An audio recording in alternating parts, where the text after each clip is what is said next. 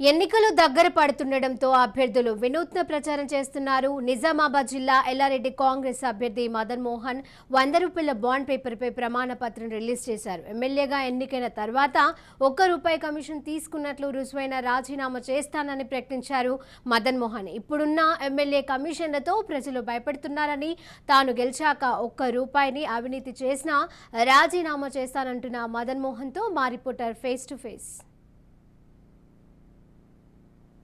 ఎన్నికలు దగ్గర పడటంతో అభ్యర్థులు అటు ప్రచారంలో దూసుకెళ్తున్నారు. ముఖ్యంగా ఇటు ఎల్లారెడ్డి నియోజకవర్గంలో కాంగ్రెస్ అభ్యర్థి మదన్ మోహన్ ఇప్పటికే అటు ప్రచారం గడప గడప కూడా ప్రచారం చేస్తున్నారు. అయితే ముఖ్యంగా వినూత్నంగా ఇటు ఒక బాండ్ పేపర్ను కూడా రిలీజ్ చేశారు. ముఖ్యంగా ఎలక్షన్లో గెలిచిన అనంతరం అభివృద్ధి పనులు కావచ్చు, కాంట్రాక్టులు కావచ్చు, ఇలాంటి కమిషన్లు తీసుకోనంటూ కూడా ఒక బాండ్ పేపర్ రిలీజ్ చేసిన పరిస్థితి మాత్రం ఉంది. ప్రస్తుతం మనతో మదన్ మోహన్ ఉన్నారు.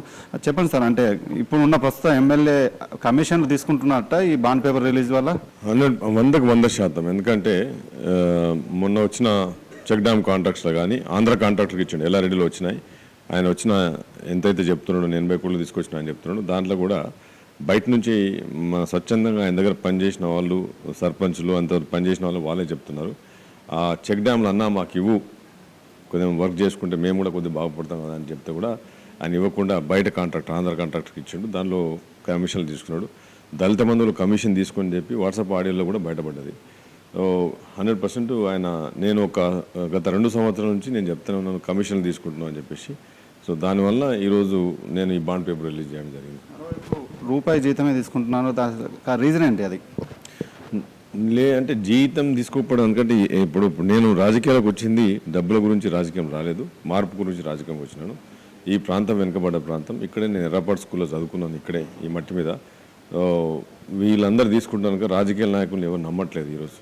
సో కనుక ఈ ప్రాంతంలో బాగా వెనుకబడే ప్రాంతం. సో ఆ వచ్చే డబ్బులు కూడా ఏదైనా హౌసింగ్కి ఇద్దామని నా ఫ్యామిలీతో కూడా మాట్లాడడం జరిగింది. ఏదైనా హౌసింగ్ ఏదైనా చిన్న, ఎందుకంటే చాలా ఘోరమైన పరిస్థితి ఉన్నది, పాములతోని తేళ్లతో బతుకుతున్నారు. ఒక్కరికన్నా మనం హౌసింగ్ ప్రొవైడ్ చేస్తే మనకు వచ్చే శాలరీతో అనే ఉద్దేశం కొద్దే ₹1 జీతం తీసుకుందామని. ఇప్పటికే నియోజకవర్గాల్లో ప్రతి ఊరు వెళ్తున్నారు. అభివృద్ధి మనకు అనిపిస్తుందా? ఎలాంటి అభివృద్ధి ఉంది, ఎలాంటి సమస్యలు మీ దృష్టికి వస్తున్నాయి ఎల్లారెడ్డిలో? అంటే ఈ ఎలక్షన్ల కాకుండా అంతకుముందు 2-3 సంవత్సరాల నుంచి నేను ప్రతి ఇంటింటి గడప తిరిగినాను. చాలా ప్రాబ్లమ్స్ ఉన్నాయి. ఎందుకంటే మెయిన్ ఇళ్ళ సమస్య ఉన్నది, వాటర్ సమస్య ఉన్నది, తాండాలలో డ్రైనేజ్ ఉన్నది. సర్పంచ్లకు పాపం వాళ్ళకి ఏమీ చేయలేదు, ఫండ్స్ రాలేదు, వాళ్ళు బిల్లులు పెట్టుకున్నారు, వాళ్ళు నష్టపోయినారు. వాళ్ళ మీద కూడా ఈరోజు వాళ్ళు కూడా అసంతృప్తితో ఉన్నారు వాళ్ళు. సో ఇప్పుడు ఆధార్ కార్డులో ఒక పేరు యాడ్ చేయలేదు. 5 సంవత్సరాల్లో ఆధార్ కార్డు, మన రేషన్ కార్డు అనేది ఒక పేదవాడిది. రేషన్ కార్డు అనేది పేదవాడికి ఇచ్చే రేషన్ కార్డు.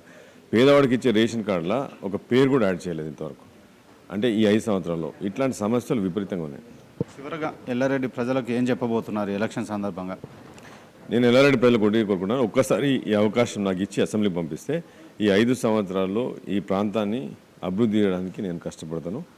మొట్టమొదటిగా ఇళ్ళ ప్రాబ్లమ్ సాల్వ్ చేయడానికి కష్టపడతాను.